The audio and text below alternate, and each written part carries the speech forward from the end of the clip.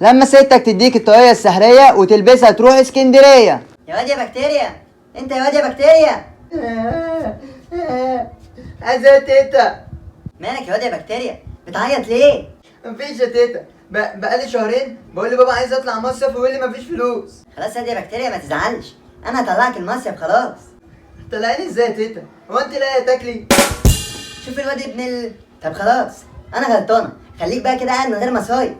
لا خلاص يا تيتا، خلاص والله انا كنت بهزر معاكي. ايوه كده يا اظبط، اظبط في كلامك. هتطلعيني ازاي بقى؟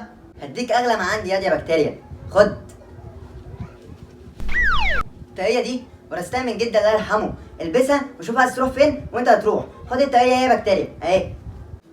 بجد يا تيتا؟ طب انا هجرب كده، ماشي.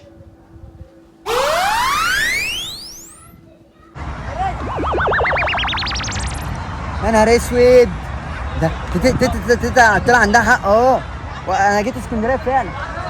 ده في ناس اهو عماله تعوم، ده في عوامه. الله، العيال بتلعب الكوره وسكواش، ما راح العب معاهم.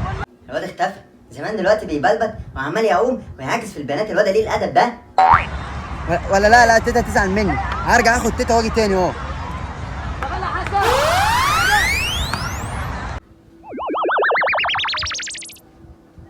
يا نهار اسود يا تيتا، ده طلع الكلام ده بجد. انا رحت اسكندريه وجيت والله.